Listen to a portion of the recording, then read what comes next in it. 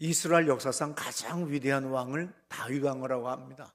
다윗 왕이 위대하다 하면 아까 광고 시간에도 말씀드렸습니다만 위대하다 아니면 사업에 성공했다 아니면 학문적으로 큰 업적을 이루었다 그러면 산전수전 다 겪어요. 제가 산전수전 다 겪은 다윗이다고 페이스북에 올렸더니 어떤 분이 그럽디다. 공중전은 안 겪었나요? 그러니까 인생이 공중전까지 있는데 그만큼 어렵다는 거예요. 대통령이 된다고 하는 것, 국회의원이 된다고 하는 것, 아니면 동네의 구의원, 보잘것없어 보이지만 그 자리에 하나 올라가는데도 엄청난 동네 경로당에 유치원에 어린이집에 할머니, 아주머니, 어머니들의 별소리, 회개 망측한 소리 다 들어야 돼요. 그럼 그 중에 사실이 맞는가? 그러면 사실은 사실 많지 않죠. 거의 다가 헛소문이에요. 그리고 사실이 아니에요. 담임 목사도요, 이 자리에 앉을 정도가 되고 서울에 십자가가 세워지고 그리고 그 이름이 어느 정도 검색을 했을 때 나올 만한 목사가 된다고 하면요, 더럽고 추한 모든 소리를 다 들어야 돼. 나도 모르는 새로운 정보들이 있어요. 정말 그런 말도 있어. 와, 미국 갔더니요, 내가 재산이 많대요. 그래서 내가 미국을 왜 왔나 그랬더니 내가 집을 사러 왔대요. 와, 나 정말 너무 기뻤어요. 나 정말 그렇게 돈 하나님이 많이 주면 얼마나 좋을까. 별의별 소문이 다 있어요. 근데 저는 그래도 다른 목사님보다 소문이 그렇게 나쁘진 않아요. 왜냐하면 대개가 가짜 박사학위, 가짜 학력, 가짜 유학, 그 다음에 재정의 비리, 그 다음에 모든 대통령이든 국회의원이든 목사든 어느 집단이든 간에 그 다음에 이성의 문제. 근데 그게 없는 게 뭐냐면 몸이 너무 약하니까 바람 못 핀다는 걸 다 알아요. 두 번째, 난 중학교 2달 다니다 가출했다고 했기 때문에 더 이상의 학력을 얘기해야 될 이유가 없어요. 그렇잖아요. 그 다음에 예배당 짓느라고 빚에 허덕여가지고서 재정 빼돌릴 돈이 한 푼도 없어요. 내 돈 아직도 처박으면 처박지 내가 빼돌릴 돈은 하나도 없는 거예요. 그러니까 복 중에 복이 이 3가지 복이에요. 그러니까 어려움이 없는 거죠. 그런데 이 다윗은 얼마나 엄청나게 환난을 많이 겪었으면 사무엘하 23장 1절에서 다윗의 마지막 말이라 그래요. 그런데 중요한 것은 다윗은 어려움을 많이 겪었는데도 불구하고 그 참담함, 그 환난, 뭐 다사다난이라고 하는 말은 너무 고상한 말이고 참혹한 일들을 너무 많이 겪었습니다. 그런데도 불구하고 마지막 죽을 때 이분은 하나님의 은혜가 얼마나 컸는지 하면서 지난 수십 년 전의 일까지 바로 어저께 일어난 일을 기억하듯이 그렇게 이야기를 해요. 들어보시겠어요? 이는 다윗의 마지막 말이라. 이새의 아들 다윗이 말하며 높이 세워진 자, 야곱의 하나님께로부터 기름 부음 받은 자, 이스라엘의 노래 잘하는 자가 말하노라. 3절부터 이스라엘의 하나님이 말씀하시며 이스라엘의 반석이 내게 이르시기를, 사람을 공의로 다스리는 자, 하나님을 경외함으로 다스리는 자요, 그는 돋는 해의 아침빛 같고 구름 없는 아침 같고 비 내린 후에 광선으로 땅에서 우미 돋는 새풀 같으니라 하시도다. 내 집이 하나님 앞에 이같지 아니하냐. 예, 얼마나 멋있어요. 5절에 내 집이 하나님 앞에 그렇지 않니? 내가 이렇게 복을 받았어. 어떤 복? 4절에 저는 돋는 해 아침빛 같고, 아침에 태양 돋을 때 얼마나 찬란합니까? 얼마나 멋있어요. 오늘도 제가 잠이 일찍 깼기 때문에 아침에 돋는 해를 봤어요. 그리고 촬영을 했습니다. 정말 찬란합니다. 그리고 구름 없는 아침 같고 비 온 후에 광선으로 땅에서 우미 돋는 새풀 같으니라. 그 광야 들판 이런 데에 먼지 잔뜩 꼈던 잎에 비가 많이 온다면은 그 잎이, 초록 잎이 얼마나 빛나겠어요. 거기에 또 물방울들을 이슬들이 맺힌 것들이 얼마나 아름답겠어요. 그렇게 내 인생이 그러하다고. 우리 집이 그렇지 않아? 이렇게 사람들에게 동의를 구할 정도로 자기는 하나님의 큰 은혜를 받았다고 얘기합니다. 근데 다윗 왕이 그럼 자기 개인의 능력, 자기 개인의 지혜, 총명, 아니면 자기의 지도력 이런 것 때문에 위대한 사람이 됐느냐? 그렇지 않다는 걸 분명히 자기의 회고에서 말합니다. 사무엘하 23장 8절에 보면 다윗의 용사들의 이름이 이러하니라 그러면서 용사들의 이름이 쭉 나와요. 그러면서 23장 39절에 한 사람 한 사람을 다 이야기한 다음에 마지막 39절에서 햇사람 우리아라 이상 도압이 37인이었더라. 37명이 자기의 생애에 얼마만큼 어떻게 헌신해주고 희생해주고 자기가 왕이 되도록 도와줬는지를 하나하나 일거수일투족을 바로 어제 저녁에 텔레비전 연속극 드라마 본 거와 같이 그거 기억한 것처럼 그렇게 생생하게 이야기하는 장면입니다. 다윗이 말하는 것은 하나님의 축복과 형통의 길이라고 한 건 뭐냐? 만남의 복이라는 거예요. 인생이란 뭐냐? 만남의 복인 거죠. 그 사람들과의 관계에서 운명은 결정되는 거예요. 왜 이 사람이 이렇게 됐느냐? 어디서 괴상한 놈 하나 만나서 그렇게 된 거예요.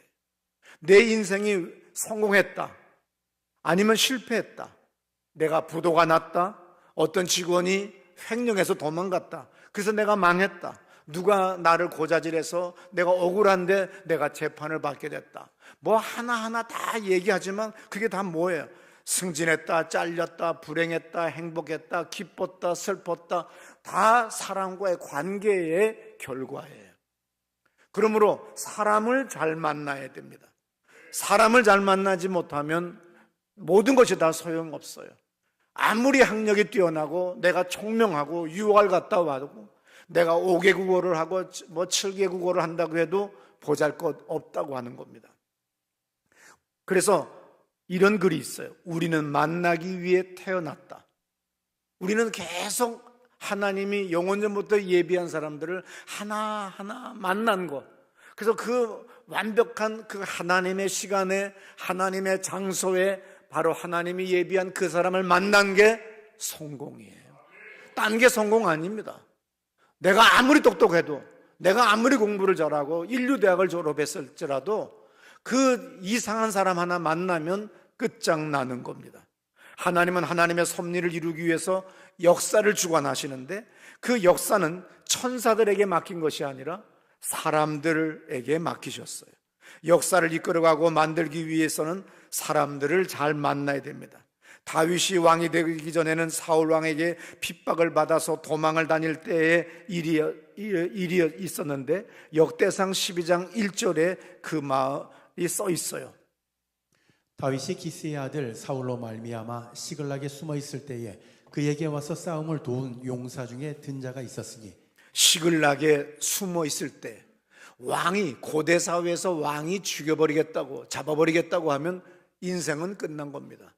그렇게 비참하게 도망다니는 그런 와중에 시글락에 숨어 있을 때에 그에게 와가지고 싸움을 돕는 용사가 있었다는 거예요. 도망가는데 모든 사람이 저건 도둑놈이야, 저건 전과자야, 저건 개 같은 인간이야, 저건 사람이 아니야, 별의별 소리를 다 하는데도 불구하고 지지하는 사람이 있어요. 바로 다윗이 수천 년 전에 그랬던 거예요. 온 세상 사람들이, 자기 동네 사람까지도 다윗이 자기 아들 압살롬이 쿠데타를 일으켰어요. 황급히 도망갑니다. 그랬더니 언덕 위에 있던 영감이 폐위된 지난번에 초대 왕인 사울 왕 가문의 영감이에요. 먼지를 집어 던지면서 저주를 합니다. 얼마나 황당하겠어요. 그리고 얼마나 분노가 치밀어 오르겠어요. 당장에 내가 칼이 있고 내게 아직도 호위하고 있는 장군들이 있고 병사가 있기 때문에 옆에 병사가 얘기합니다. 당장에 가서 한 칼에 죽여버리겠다고. 관둬라. 내 아들도 나한테 이렇게 하는데 내가 그래서 지금 도망가잖아. 도망가는 주제에 뭐 저 벌레 같은 것들을 죽이면서 가니. 여러분, 도망갈 때는 도망만 가셔야 돼요. 가다가 딴짓하지 말아요. 욕할 때는 욕만 하세요. 싸울 때는 싸우세요. 딱 한 가지만 해야 된다고 하다가 딴짓 해가지고 문제가 생겨요. 다윗에게 배울 게 뭐예요? 지금은 도망갈 때다 이거야. 저 거지 같은 놈 정말 단칼에 죽일 수 있지. 야! 당장에 가서 처단해버려. 그러면 그 밑에 병사들이 당장에 쫓아가면 그 영감 한 방에 죽여버릴 수 있어요. 그런데 내 아들도 나를 일으키게 하는데 이거 하나님이 하시는 거야. 그러면 지금은 도망갈 때야. 그래서 도망가자. 이게 다윗에게 우리가 배울 지혜죠. 역대상 12장 8절에서 이렇게 말합니다. 갓 사람 중에 광야에 있는 요새에 이르러 다윗에게 돌아온 자가 있었으니 다 용사여 싸움에 익숙하여 방패와 창을 능히 쓰는 자라. 그의 얼굴은 사자 같고 빠르기는 산의 사슴 같으니. 도망가는, 옛날 젊었을 때 왕에게 쫓겨 도망다니는, 그리고 왕을 배신했다고 하는 그런 소리를 듣는 이 다윗을 왕으로 세우고자 온 사람들이 이렇게 보잘것없는 이상한 사람들이 오는 게 아니에요. 정말로 엄청난 능력이 있는, 전쟁에 능한 사람들이 오는 겁니다. 역대상 12장 23절 들어보세요. 싸움을 준비한 군대 지휘관들이 헤브론에 이르러 다윗에게로 나와서 여호와의 말씀대로 사울의 나라를 그에게 돌리고자 하였으니. 사울의 나라를 다윗의 나라로, 다윗을 왕으로 세우고자 돌리고자 하였으니 그 수요가 이러하더라 하면서 이제부터 아주 정말 진절머리가 나는 것이 역대상 12장 24절부터 계속 나옵니다. 어느 지파에서 몇 명, 어느 지파에서 몇 명, 어느 지파에서 몇 명. 그러면 여러분들은 이것을 진절머리를 내기 시작해요. 왜냐하면 계속 숫자만 나오기 때문에. 그런데 성경은 아주 단호해요. 자를 말은 단호하게 잘라요. 그리고 필요한 말은 정확하게 집어넣어요. 그리고 아주 짧은 문장으로 집어넣어요. 그래서 기자들이 기사를 쓸 수 있는 공부를 하려면 창세기 1장을 읽으라고 그러잖아요. 왜냐하면 그 엄청난 온 세상을 창조한 창조의 이야기가 바로 이 1장에 이렇게 있다. 너는 왜 이렇게 말이 많냐? 이 창세기를 읽어라. 그 정도로 성경은 해야 될 말은 길게 하고 하지 말아야 될 말은 과감하게 생략하는 것이 성경인데, 오늘 24절부터 들어보세요. 유다 자손 중에서 방패와 창을 들고 싸움을 준비한 자가 6,800명이요 시므온 자손 중에서 싸움하는 큰 용사가 7,100명이요 레위 자손 중에서 4,600명이요 아론의 집 우두머리 여호야다와 그와 함께 있는 자가 3,700명. 예를 들어서 여러분들이 이것을 진절머리를 낸다고 하지만, 여러분이 학원을 만들었다든지 세탁소를 했다든지 아니면 부동산 회사, 식당을 했다든지 무슨 회사를 만들었어요. 조그만 거. 그런데 여러분들의 회사에 여러분들의 남편 아니면 여러분들의 아들, 여러분들의 그 가족이 조그만 가게를 열었는데, 그 가게에 오는 사람이 예를 들어서 유다 자손 중에서 구리시에서는 3,835명이요 휘경동에서는 1,235명이요 이문동에서는 몇백 몇십 명이요 이렇게 나간다고 한다면 눈이 뒤집어지기 시작하지요. 번쩍하잖아요. 이 부분을 읽어야 돼요. 이 부분을 여러분이 지나가고 진절머리 난다고 하니까 그렇게 사는 거야. 사업이 안 되는 거야. 그런데 나의 이 사업에 전라남도 광주에서는 몇천 몇백 몇십 명이 우리 회사에 가입이 됐습니다. 저 경상남도 진주에서는 몇천 몇백 몇십 명이 가입을 했습니다. 이렇게 나가는 여러분들이 이걸 휙휙휙휙 빨리빨리 성경을 떼려고 하니까 하나님도 여러분들 회사에 다 떼어버린 거예요. 여러분 회사 사이트에 들어오지를 않는 거예요. 오늘부터는 이제부터는 이렇게 돼. 6,800명의 침을 튀어가면서 7,100명이요 4,600명이요 그런데 중요한 것 32절에 이사갈 자손 중에서 시세를 알고 마땅히 행할 것을 아는 두목이 200명이요 여러분, 내가 무엇을 해야 될지를 정확하게 아는 거. 오더라도 어디서 이상한 것들, 미친 것들, 정신 나간 것들, 헛소리 하는 것들이 오는 것이 아니라 정말 시세를 알아 내가 무엇을 해야 될지를 분별할 줄 아는 판단력 있는 사람이 온다는 거예요. 그러면서 그런 사람이 두목급, 리더급만 200명이에요. 주책 맞은 것들 많이 오면 정말 재수 없습니다. 여러분들의 직장이든 교회든 사업이든 정치를 하든 무엇을 하든 간에 정말 시세를 알아야 돼요. 내가 무엇을 해야 될는지, 어떤 말을 해야 될는지를 알아야 돼요. 담임 목사도 계속 공부해야 됩니다. 근데 나이 60 넘어가고 65세 넘어가면요, 공부들을 안 해요. 옛날 책 공부한 거 가지고 또 하려고 그래요. 나는 엉뚱한 사람한테 존경받아요. 서점 주인한테. 목사님 같이 책 많이 사시는 분 없어요. 그래. 왜 그랬더니 안 사세요. 다른 분들 그냥 사진만 몇 장 찍어 가세요. 근데 목사님은 어떻게 저보다 먼저 책이 나온 걸 아세요? 그래. 서점 주인보다 생명의 말씀사보다 내가 책을 더 빨리 안다는 거죠. 왜냐하면 나는 많은 신문을 봐요. 그리고 신간도서 안내를 계속 보고 있어요. 그리고 나는 아침에 일어나면 뭘 하겠어요? 남들은 운동 가지만 나는 요미르 신문, 마이니치 신문, 그 다음에 조선일보, 한겨레 신문, 그 다음에 뉴욕 타임즈, 그 다음에 독일 신문, BBC까지 신문 다 읽어요. 어찌 그렇게 언어의 능력이 뛰어납니까? 삼성 노트 덕분입니다. 다 번역해 줍니다. 이 펜만 꺼내면 다 됩니다.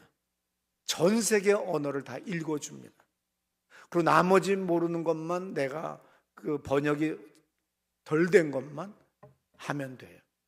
펜만 있으면 온 세계 언어로 모든 신문을 헤드라인 한 번씩은 다 보면은 이게 달라져요. 그리고 전 세계 언론에 신간서적 난이 있어요. 그 난 찾아 들어가서 쭉 보면 그게 빨리 한국에 들어왔는지 안 들어왔는지를 알 수가 있으니까 정보가 빠른 거예요.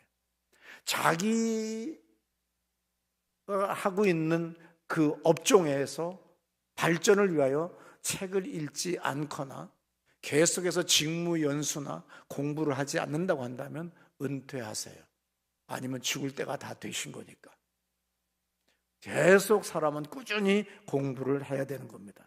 어떻든 간에 33절에 보면 스불론 중에서 두 마음을 품지 아니한 자가 5만 명이다. 이것이 왔는데 이중이야. 양다리 걸친 놈이 왔어요. 그러면 이게 얼마나 이게 정말 그 집단이 별 볼 일 없겠어요. 또 납달리 중에서는 34절에는 장관이 1,000명과 방패와 창을 가진 자가 37,000명이요. 33절에 들어보세요. 스불론 중에서 모든 무기를 가지고 전열을 갖추고 두 마음을 품지 아니하고 능히 진영에 나아가서 싸움을 잘하는 자가 5만 명이요. 납달리 중에서 지휘관 1,000명과 방패와 창을 가지고 따르는 자가 37,000명이요. 단 자손 중에서 싸움을 잘하는 자가 이렇게 어마어마하게 많은 사람들이 다윗을 지지하고 현직 사울 왕이 현직에 있음에도 불구하고 다윗을 왕으로 세우고자 하는 사람들이 이렇게 전국 지방에서 각 지파에서 수많은 사람이 몰려오는 만남의 복을 가지고 있다는 거예요. 왜 지난 한 해가 안 좋았냐? 이상한 놈들을 계속 만났기 때문에 그래요. 영양가 하나 없는 것들만 만나고 헛소리들만 하는 거예요. 원론적인 얘기만 계속 하는 것들하고 만나니까 보잘것 없는 거예요. 실무적인 얘기는 하나도 들어가지 않냐고 원론적인 얘기만 하는 거예요. 기껏 한다는 것이 뭐라고 합니까? MOU 맺었대요. 내가 MOU 맺었다고 하는 걸 제일 멍청한 놈들이라고 얘기하잖아요. 왜 그래요? MOU 맺어봤자 그건 양해각서에 불과한 거예요. 돈 1,000원 수금한 게 더 나아. 양해각서 만든 것보다. 아무도 아멘 안 하시네. 이건 모르시는가 보다. MOU가 뭔지를 모르시는 분이 많아서 그런가 본데 그거 쓸데없는 거예요. 이거는 그냥 아무것도 아닌 거예요. 그냥 길 가다가 차라리 땅바닥을 보고 가다가 이선미 집사같이 금반지 줍는 게 나아. 그게 훨씬 MOU 100개 맺은 것보다 나은 실제적인 거예요. 근데 오늘 우리는 원론적인 것, 큰 담론을 이야기하지요. 이거 다 보잘것없는 거예요. 진짜 친한 사람끼리는 뭐겠어요? 야, 네 얼굴 오늘 빛난다. 야, 뭐 발랐어? 아닌 것 같은데 뭐 좋은 거 먹은 거 아니야? 야, 무슨 약이야? 이렇게 나가면 이건 정말 친한 사람이에요. 이거 진실한 사람이에요. 근데 우리는 말입니다, 인류의 평화를 위하여 미친놈이에요. 이거 다 보잘것없는 거예요. 진짜 실제적인 거는 어느 집 짜장면이 맛있었어? 너 페북 보니까, 인스타 보니까 너 짜장면 먹더라 얘. 그렇게 하는 사람이 그게 진짜 친구예요. 그런데 엄청난 담론을 이야기하거나 원론적인 얘기만 계속 하고 있어요. 그러면 그 사람하고는 사귀지 마세요. 빨리빨리 진도 나가시는 것이 더 낫습니다. 그러면 왜 이렇게 하나님은 다윗에게 이렇게 엄청난 만남의 축복을 주셨겠어요? 저절로겠어요? 아닙니다. 여기에 해답이 있는데 역대상 23장 5절입니다. 사천은 문지기요 사천은 다윗의 찬송하기 위하여 지은 악기로 여호와를 찬송하는 자라. 역대상 25장 7절. 저희와 모든 형제 곧 여호와 찬송하기를 배워 익숙한 자의 수요가 288인이라. 이것은 무엇을 얘기합니까? 아주 중요합니다. 4,000명이 문지기래요. 어디에 문지기? 성전의 문지기. 또 4,000명이 있는데 다윗의 찬송하기 위하여 지은 악기로 여호와를 찬송하는 자라. 이 말이 있어요. 그럼 뭐예요? 뮤지션, 악기를 다루는 사람은 영어로 뮤지션이라고 그러죠. 영어 성경에 뮤지션이 4,000명이야. 하나님의 성전에서 악기로 예배를 드리는 사람이, 찬송하는 사람들이 4,000명, 문지기가 4,000명. 그 다음에 25장 7절에서 저희와 모든 형제 곧 여호와 찬송하기를 배워서 익숙한 사람, 그러니까 정식으로 성악 발성을 노래하는 것을 배운 사람. 토로토 발성법이 있고 성악 발성법이 있고 영국 민요 발성법이 있고 러시아 테너 발성법이 다 달라요. 다 똑같지 않아요. 이와 같이 익숙한 사람이 몇 명이라고? 288명. 그냥 발성하는 사람들이, 그러니까 노래하는 사람들이, 이걸 뭐라 그래요? 보컬이죠. 그러니까 보컬하는 사람이 288명인데 중요합니다. 성가대가 288명.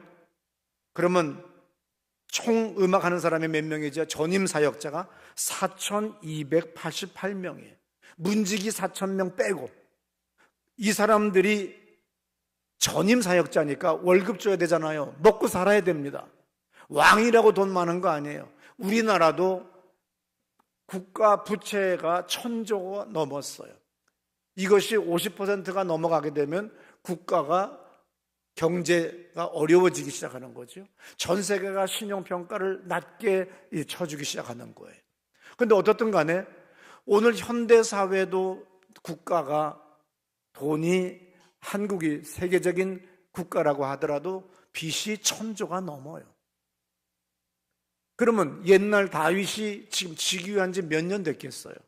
그런데 이 왕이 전임 사역자만 이렇게 4,288명.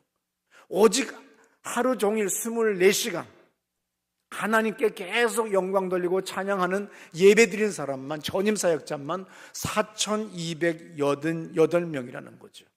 예배가 뭡니까? 예배를 드린다고 하는 게 뭐예요? 하나님을 하나님으로 인정하는 거예요. Let God be God이라고 하는 말이 있어요. 하나님으로 하나님 되게 하라는 말이죠. 근데 오늘 우리는 뭐죠? 그냥 하나님 앞에 미신적으로 앉았어요. 그냥 관람하는 사람 같이 앉은 것이 아니라 내가 진정으로 예배자가 되는 거예요. 나의 입으로 발성하고 나의 입으로 주님을 높여드리고 소리 높여 외치는 거예요. 그리고 그분을 하나님은 비교될 수 없는 전능하신 하나님이십니다.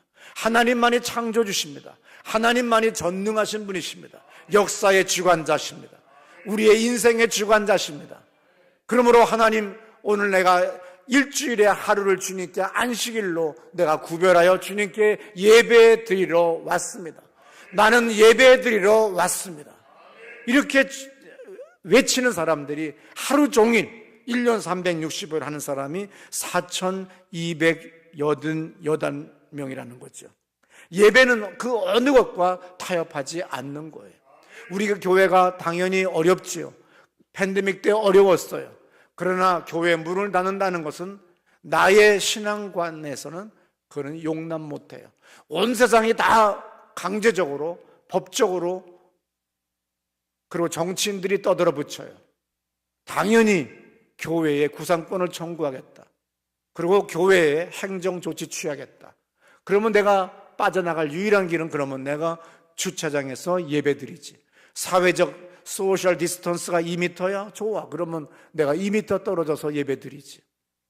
몰도바 공화국의 가난한 교인들이 마당에서 20-30명이 열중셔 타고 예배드리는 그 사진을 내가 본 적이 있었어요.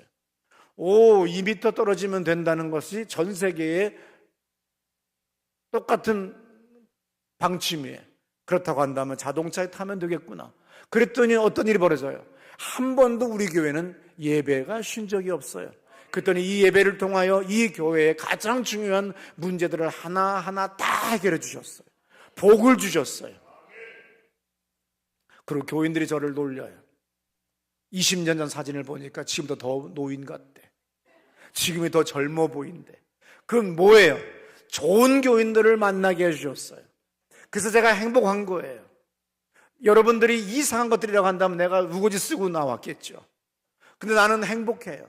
그래서 온 세상의 모든 목사님들이 행복하다고 하니까 페이스북에 절대 욕할 수가 없어요. 누구를 깔 수가 없어요.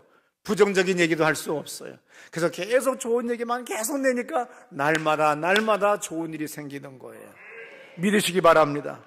그러면 예배라고 하는 건 우리에게 주신 특권이기 때문에 살아있다는 것 특권이에요. 두 다리 멀쩡하다는 것 특권이에요. 내 정신이 멀쩡하다고 하는 것 하나님이 주신 특권이에요. 이 특권을 주셨을 때 이것을 세상에 허비하지 말고 거창한 원론적인 이야기, 담론들 이런 얘기하는 데 쓸데없는 짓 하지 말고 실제적으로 하나님을 찬양하고 높여드리고 그분이 뭐라고 말씀하셨어요? 누구든지 주의 이름을 부른 자는 구원을 얻으리라. 내 영혼의 구원을 넘어서 내 삶의 전 영역의 모든 것들을 구원하실 수 있는 충분한 하나님이십니다. 근데 우리는 어리석게도 당장에 망해버릴 다음 달에 부도나는 그 회사의 사장을 갑으로 여기고 나갔더니 내 인생이 비참해지는 거예요. 전능하신 하나님에게 나의 초점을 맞추셔야 됩니다. 예배는 무능하고 무력한 사람들의 행위가 아니라 나의 모든 것들을 다 투자해서 예배를 드릴 때 바로 다윗이 그러한 복을 받았던 거예요. 그의 신앙이 도망자 신세지만 그 150편의 시편 중에서 개탄시라는 게 있어요. 우리 이제 신학교 다니는 사람들은 그걸 개탄시라고 그래요. 탄시, 개탄시. 개인 탄원시는 개탄시. 길게 얘기하면 귀찮으니까 그래서 개탄시는 71편 무슨 편 몇 편에서 쭉 분류가 되어 있어요. 찾기가 쉽게 만들어 놨어요. 그러면 거의 다가 평안한 날은 없어요. 다윗이 마지막 날이고 내 인생이 이렇게 좋지 않니 하지만 사실은 은혜를 받았기 때문에 좋은 날들이지 그 죄의 정상의 자리 어느 직급이든 아니면 어느 직종이든 어느 사업이든 거기 정상에 갔다고 하면 사람은 험한 꼴 다 본 겁니다. 그 험한 꼴을 다 봤지만 그 가운데서도 항상 잊지를 않아요. 자기의 모든 것들을 다 탄원한 다음에 실토한 다음에 마지막에는 주님을 찬양합니다. 주님의 찬란한 영광을 내 입술에 가득히 채우겠습니다. 내 입을 크게 벌려 주님을 높여드리겠습니다. 그렇게 했던 그 습관이 왕이 된 다음에는 4,288명의 전임 찬양 사역자를 만들었다는 거예요. 예산이 얼마나 쓸 때가 많아요. 지금도 얼마나 예산들이 각 부처마다 쓸 때가 많겠어요. 그때는 가난한 시대입니다. 근데 4,288명을 오직 예배만 드리게 하는 데에 썼다고 하면 이건 정말 엄청난 낭비입니다. 믿음 없는 사람들이 봤을 때 미친 짓이에요. 어리석은 짓이에요. 근데 그 어리석은 짓 모든 사람들이 손가락질하는 그 짓에 오늘 다윗은 33년 동안 24시간 하루 종일 찬양을 하게 했어요. 이것이 바로 다윗의 위대함입니다. 그렇기 때문에 다윗이 오늘 처음 읽었을 때 같이 다윗의 마지막 말이라, 내 인생이 그렇지 않았냐? 얼마나 좋았냐? 내 인생이 좋기는 왜 좋았겠어요? 그렇지만 자기의 결론은 좋았다고, 아주 좋았다고, 하나님의 은혜로 말미암아. 왜냐하면 만남의 축복 때문에. 그 만남의 축복은 어떻기 때문에? 바로 하나님을 늘 찬양하고 하나님을 인정하고 늘 하나님 앞에 엎드렸던 거예요. 이제 2025년 저절로 오는 것 아닙니다. 하나님이 나에게 기회 주셨을 때 헌신하셔야 돼요. 사무엘하 23장 4절의 말씀을 다시 한번 들어보세요. 그는 돋는 해의 아침빛 같고 구름 없는 아침 같고 비 내린 후에 광선으로 땅에서 우미 돋는 새풀 같으니라 하시도다.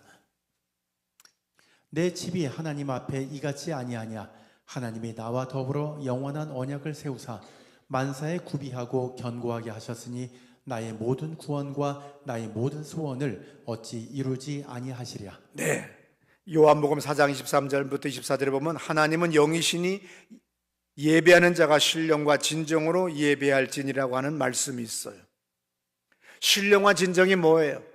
오늘 다윗이 그 예전에 이렇게 4288명의 전임 찬양 사역자들을 두고 하나님 앞에 33년간 하루 24시간 쉬지 않고 예배를 드리는 그 열심, 그런 것들이 바로 신령과 진리예요.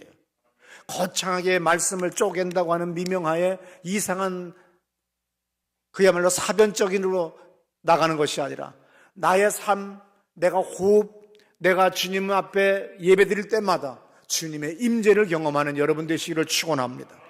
사도 바울이 로마서 12장 1절부터 이렇게 말씀하셨어요.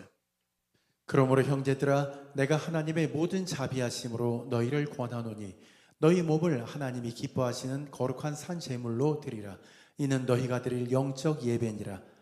너희는 이 세대를 본받지 말고 오직 마음을 새롭게 함으로 변화를 받아 하나님의 선하시고 기뻐하시고 온전하신 뜻이 무엇인지 분별하도록 하라. 새해에는 많은 사람들이 결단합니다. 많은 것들을 꿈꿔요. 많은 목표들을 가지고 있지만, 그러나 그 무엇보다도 예배에 최선을 다하는 여러분 되시기를 축원합니다. 어리석은 인간은 새해 결심을 했는데 뭐라고 결심했냐면 주일 예배 가는 거를 줄인다. 둘째, 교회에서 시간 보내는 걸 좀 더 줄인다. 이거는 뭐예요? 정신없는 소리인데, 나는 망할 것입니다. 나는 망함을 선포합니다. 나는 선언하고 나갑니다 하는 거나 똑같은 거예요. 1분이라도 예배를 더 드리겠다. 내가 1분이라도 한 번 더 예배당을 나오겠다. 1분이라도 내가 와서 앉아 있겠다. 이 정신이 돼야 돼요. 목사니까 당연히 예배당에 있는 거 아닙니까? 아니에요. 적어도 이 정도 크기가 됐고 서울에서 또 이 정도가 되면 목사도 그렇게 교회 예배당 나오지 않아요. 나는 시도 때도 없이 배란간 출몰하기 때문에 교인들이 언제나 비상을 걸고 있어요. 9시 기도회든 11시 기도회든 밤 9시 기도회든 언제 내가 나타날지 몰라요. 그리고 언제든지 출석을 체크해요. 저가 열심히 기도하면 들어왔다가 방해될까 봐 내가 열심히 다시 또 뛰어나가죠.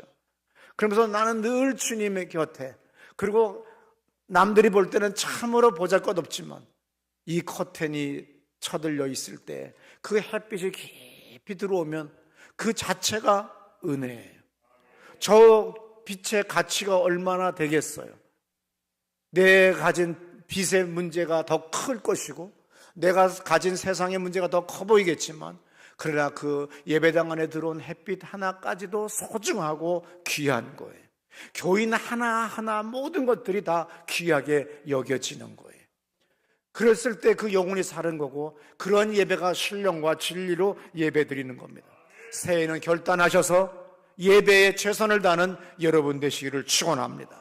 우리 다 자리에서 일어나셔서 하나님, 나의 예배를 받아 주시옵소서. 하나님, 내가 주님을 경배하러 주일마다 옵니다. 내가 주님을 높여드리기 위하여 예배당에 나옵니다. 내가 나올 때마다 주님의 성령으로 사로잡아 주시고 주의 권능으로 덮어 주옵소서. 내 손 잡아 주시옵소서. 우리 오른손 번쩍 들고 다 같이 기도합니다. 할렐루야.